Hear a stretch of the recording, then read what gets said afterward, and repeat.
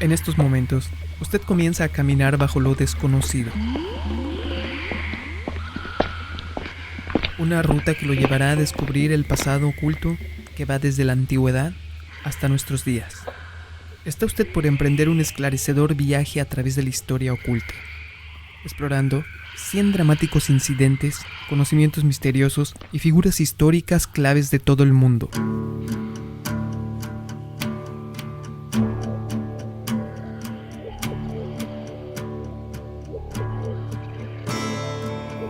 Una cronología basada en el libro de Occult de John Michael Greer, que profundiza en el estudio de 2 milenios de tradición que abarcan desde los alquimistas pioneros a los rituales paganos, la piedra filosofal y el cábala, y el primer tarot y los caballeros templarios.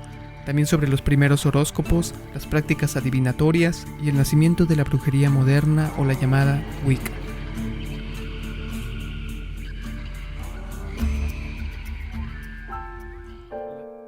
Antes de continuar, me gustaría agradecer a todas las personas que apoyan a este canal y esta sección de El Ocultismo por medio de sus comentarios, sus likes y compartiendo este contenido para que las diferentes plataformas ayuden a recomendarnos a nuevos públicos.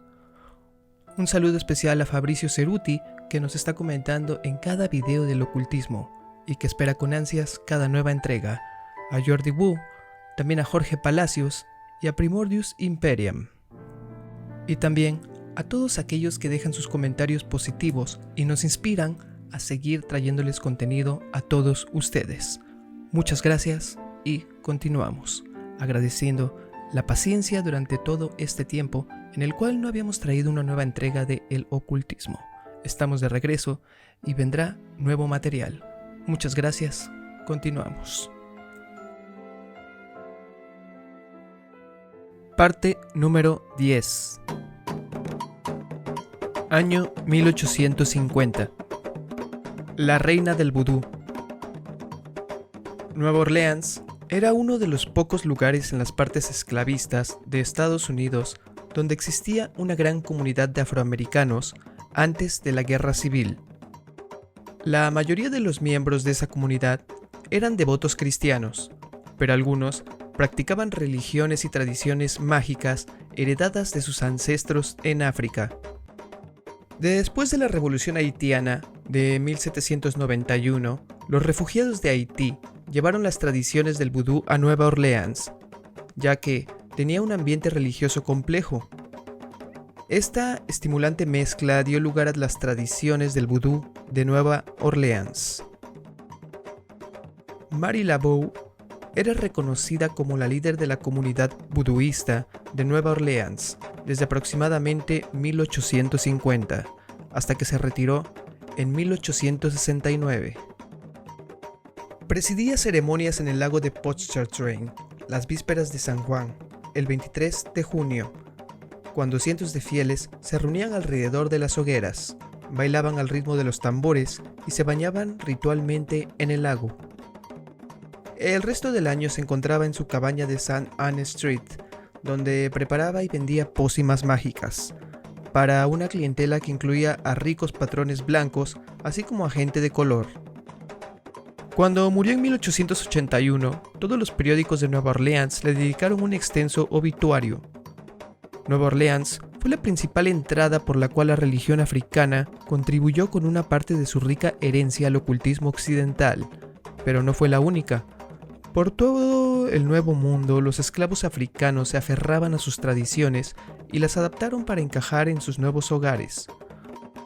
Aunque el vodou y su sucursal en Nueva Orleans, el vudú, sobrevivieron en unos pocos sitios, una animada tradición de magia popular, conocida como el hoodoo, conjuro y el rootwork, se mezcló más fácilmente con el cristianismo protestante que practicaba la mayoría de afroamericanos y logró extenderse. En 1900 los practicantes del hoodoo se podían encontrar en la mayoría de las ciudades norteamericanas. Año 1855. Dogma y ritual de la alta magia de Eliphas Levi. El nombre real de Eliphas Levi era Alphonse Constant, pero casi nadie lo recuerda ya. Nacido en París, era hijo de un zapatero y pasó su juventud en el seminario. pero al darse cuenta de que no estaba hecho para el celibato, pasó a trabajar como escritor y periodista. Su primer libro, un manifiesto político llamado La Bible de la Liberté, la Biblia de la Libertad, le llevó a prisión y le dio su primer momento de fama. Pero los estudios que serían su legado le llevaron en otras direcciones. La cultura popular en los tiempos de Constant daba vueltas e ideas románticas prestadas de la Edad Media, y fragmentos de tradiciones ocultistas del pasado estaban entre las cosas que vieron la luz en aquel proceso. Aunque la mayoría de sus amigos y conocidos los trataban como menos decorados, Constant sintió la presencia de algo mucho más importante tras ellos, una manera de entender el cosmos que no había perdido nada de su relevancia con el pasado de los años. Se dedicó un intenso estudio de literatura de la magia y en 1854 publicó un fino libro titulado Dogma de la Alta Magia. Un segundo volumen, Ritual de la Alta Magia, se imprimió al año siguiente, y poco después se publicaron los dos juntos. Constant entendió que el prejuicio contra el ocultismo seguía asentando, y por eso eligió publicarlos bajo el seudónimo de Eliphas Levi. El dogma y ritual de la alta magia presentaba las enseñanzas del ocultismo de una manera que podían entender sus lectores. Valiéndose de ideas científicas y filosóficas, construyó un puente entre el siglo XIX y las enseñanzas ocultistas que mucha gente cruzó en los años siguientes. Aunque había existido algo de interés en la magia antes de Levi, su libro marca el comienzo del renacer moderno. Año 1862. La bruja de Jules Michelet. Jules Michelet fue uno de los historiadores más influyentes del siglo XIX, tanto entre el público francés como entre sus colegas. Tenía un enorme talento para las descripciones vívidas que hacían cobrar vida al pasado, y también amaba el encontrar ángulos inesperados desde que entenderlo. Cuando las casas de brujas de los siglos XV, XVI y XVII llamaron su atención, fue el primer paso para algo extraordinario. Europa, en la década de 1850, estaba destruido por conflictos sociales, y muchos gobiernos prohibieron el activismo político de los pobres. Estos respondieron uniéndose a sociedades secretas como los Carbonari, que conspiraron para cometer asesinatos y revoluciones contra las clases dirigentes. Michelet sabía que sus investigaciones que los conflictos entre ricos y pobres habían sido implacables a finales de la Edad Media, como lo eran en su tiempo. Y sí, sugirió, la brujería que había sido condenada tan duramente por los señores medievales y sacerdotes era una sociedad secreta de campesinos, un equivalente medieval a los Carbonari. En su libro Sorcerer, traducido La Bruja, utilizó su talento para retratar el pasado, para imaginar el ascenso, decadencia y destrucción de la brujería como una sociedad secreta política que se formó de los fragmentos de la antigua religión pagana y el folclore rural en oposición al injusto orden social y a la iglesia y al Estado que los defendían. El libro se convirtió en un éxito de ventas, influyó a otros muchos escritores. Aunque posteriores investigaciones históricas desmintieron esa teoría, su concepción de la brujería terminó teniendo un enorme impacto en la historia del ocultismo, que fue recogida más adelante por autores como Charles Godfrey Leland y Margaret Murray. La moderna religión Wicca tiene su origen aquí. Año 1874. La Hermandad de Eulis.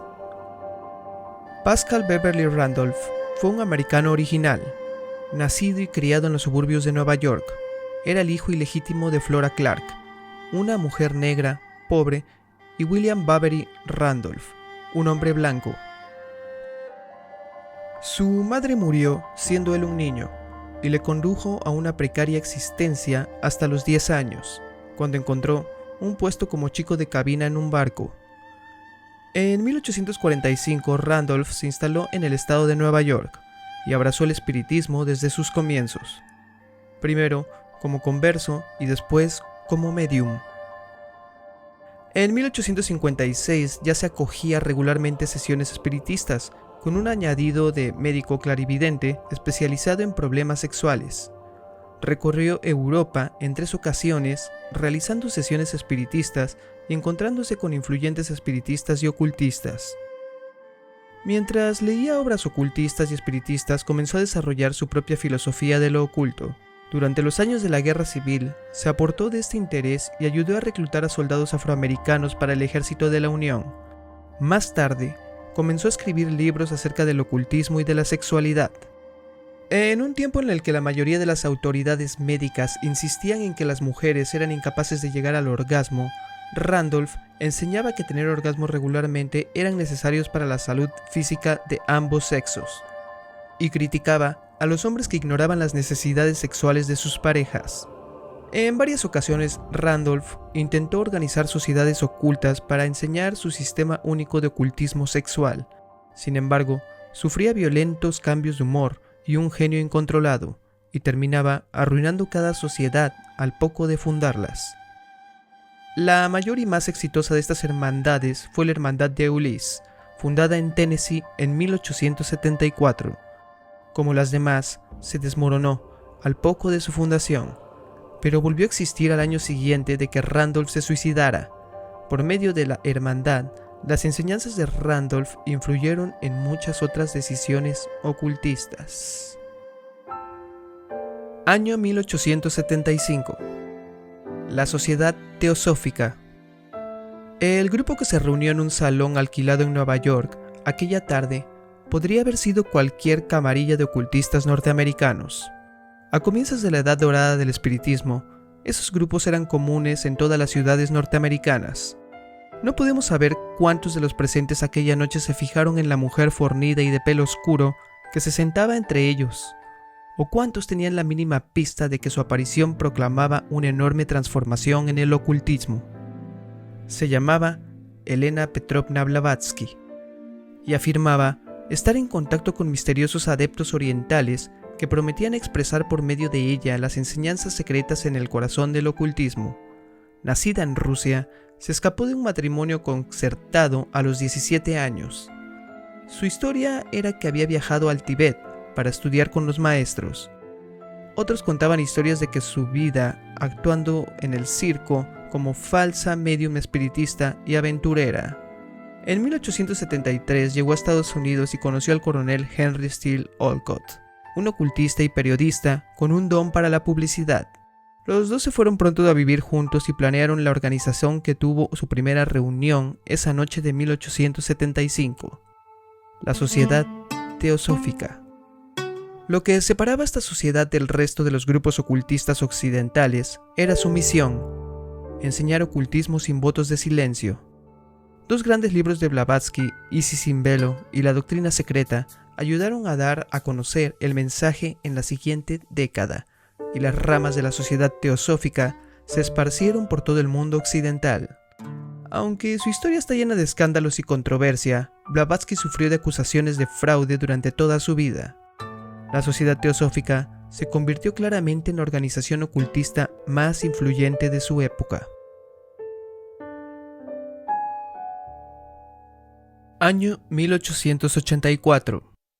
La Orden Martinista. El Dr. Gerard Encausse era uno de los principales líderes de la escena ocultista francesa. Estudiante de la sabiduría mágica desde su infancia, se ganó la vida como médico, pero pasó la mayor parte de su tiempo libre en la Bibliothèque Nationale, la mayor biblioteca de París, leyendo libros antiguos de magia y alquimia. Se unió a la sociedad teosófica tan pronto como llegó a Francia, pero pronto se cansó de su creciente enfoque en las tradiciones asiáticas, ya que sentía que su camino espiritual le llamaba a las enseñanzas ocultistas del mundo occidental. Fue con esto en mente cuando tomó el seudónimo de una lista de espíritus de la contraportada del libro Eliphas Levi, Dogma y Ritual de Alta Magia. Papus, el médico, con el que firmó sus artículos y más tarde sus libros ocultistas. En algún momento a principios de la década de 1880 se inició la tradición mágica de Élus Coens, que había sido transmitida discretamente desde el tiempo de Martínez de Pascali, y desde los escritos místicos de su estudiante Louis Claude de Saint-Martin. Él y su compañero ocultista Pierre-Augustin Chabousseau decidieron relanzar la dimensión ritual de la tradición, que había desaparecido desde los tiempos de Saint-Martin, y en 1884 fundaron la Orden Martinista. Cuando uno de los 3 grados de iniciación vinieron de una fuente diferente, la primera, o asociado, de la masonería egipcia de Cagliostro, la segunda, o iniciado, del rito escocés rectificado de Jean-Baptiste Willermoz, y el tercero, o Sepurim Konu, superior o desconocido, del sistema de Encausse y Chabousseau, habían recibido de los herederos de Martín de Pascali. Por medio de la orden martinista, el martinismo se convirtió en una significativa presencia en la escena ocultista europea a principios del siglo XX y a finales del siglo se encontraba en todo el mundo occidental. Año 1887. Orden Hermética de la Aurora Dorada. Nadie sabe de dónde vino el manuscrito.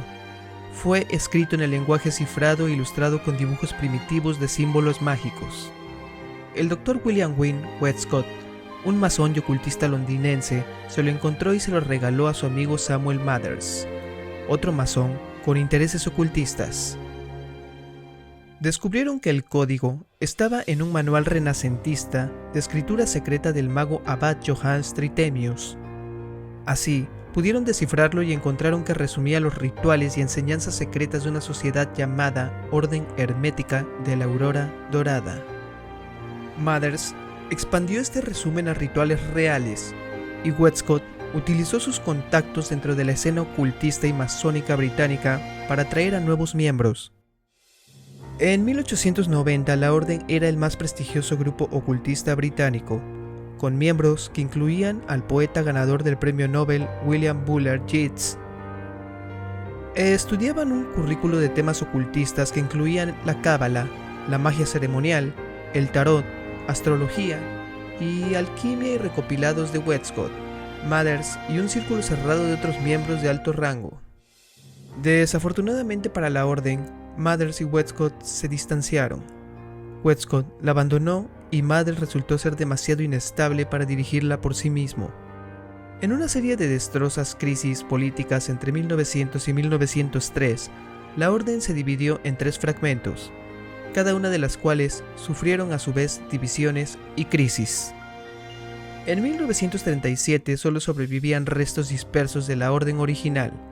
Ese año, sin embargo, el ocultista norteamericano Israel Regardie, que había sido un iniciado en uno de los templos supervivientes de la Aurora Dorada en Gran Bretaña, publicó el Amane Dorado, una colección de escritos de la Orden. Resultó ser un punto de inflexión. Se fundaron nuevos templos independientes y hoy el Aurora Dorada es con mucho la orden mágica más influyente de Occidente. Año 1892. El primer salón de la Rose-Croix. La orquesta tocaba el preludio de Parsifal, la última ópera de Richard Wagner. El incienso flotaba en el aire, rivalizando con el aroma de cientos de rosas. En las paredes, imágenes de 63 artistas atraían la admiración de sus clientes. Y fuera de las galerías de Durand-Ruel, el gentío era tal que los gendarmes parisinos tuvieron que cerrar la calle. La noche en que se inauguró el primer salón de la Rose-Croix fue un magnífico evento.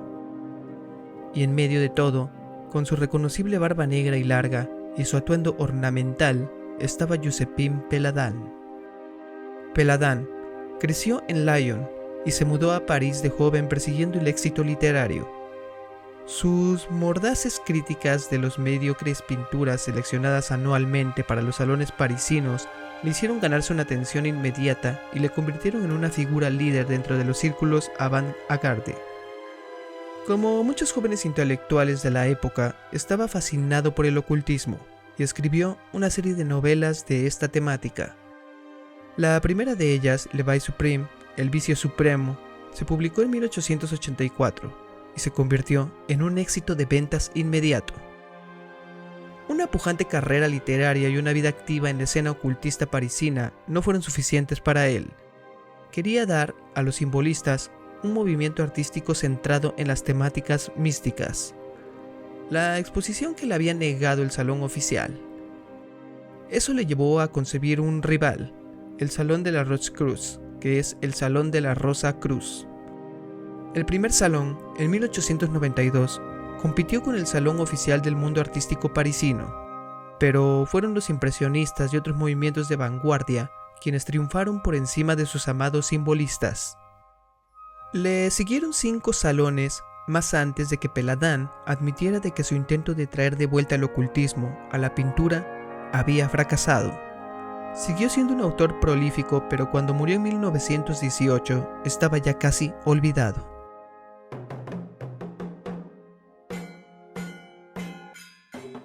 Año 1897. El primer comercio judú. Desde sus orígenes en la era de la esclavitud, la tradición mágica afroamericana llamada hoodoo, conjure o rootwork, la practicaron principalmente individuos que reunían ingredientes para hechizos en los bosques y en los campos locales. Después del fin de la esclavitud, estos trabajadores negros encontraron trabajo más fácilmente en las ciudades.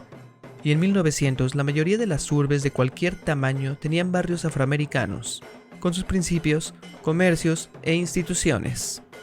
Sus habitantes tenían necesidades que podían atenderse por medio de la magia, pero el acceso a los materiales necesarios para los hechizos era más complicado.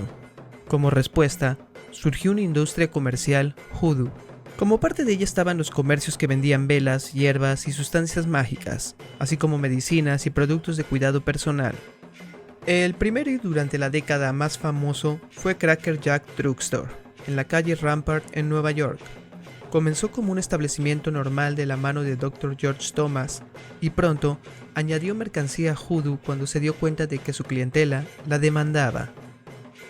En la década de 1920, Cracker Jack tenía una reputación de que se extendía más allá de los Estados Unidos y los practicantes de hoodoo recorrían largas distancias para comprar allí. Para entonces ya tenía mucha competencia. Había por lo menos 2 establecimientos más en Nueva Orleans y existía uno en la mayoría de las ciudades con población negra significativa. A pesar de las regulaciones postales que definían sus actividades como fraudulentas, se enviaban por correo hierbas, velas, aceites y polvos a clientes de todo el país. Muchos proveedores de hoodoo también ofrecían libros de magia Pennsylvania Dutch, como El Amigo Perdido, y mientras avanzaba el siglo XX, obras clásicas de literatura ocultista occidental también llegaron a sus estanterías, al igual que las tradiciones hoodoo se incorporaron a muchas ramas ocultistas. Y es así como llegamos al final de esta parte número 10, dejando la invitación abierta a la parte número 11, donde entraremos a los años 1900 y cada vez veremos rostros más conocidos. Tal es el caso de Aleister Crowley. También estaremos viendo el Tarot Raider, como lo conocemos hoy en día. También estaremos viendo las ideas de Carl Gustav Jung y el por qué rompieron con las de Sigmund Freud. Y al final de la siguiente parte 11 nos encontraremos con la sociedad Thule, una mezcla de ocultismo racista ariosófico, personajes y sucesos que se instauran más en la memoria colectiva contemporánea y que cada vez nos vamos acercando más a los tiempos actuales. No olviden dejar su like y compartir este contenido para que las redes también puedan recomendarnos a nuevos públicos. Esto es Bajo lo Desconocido, su sección de El Ocultismo.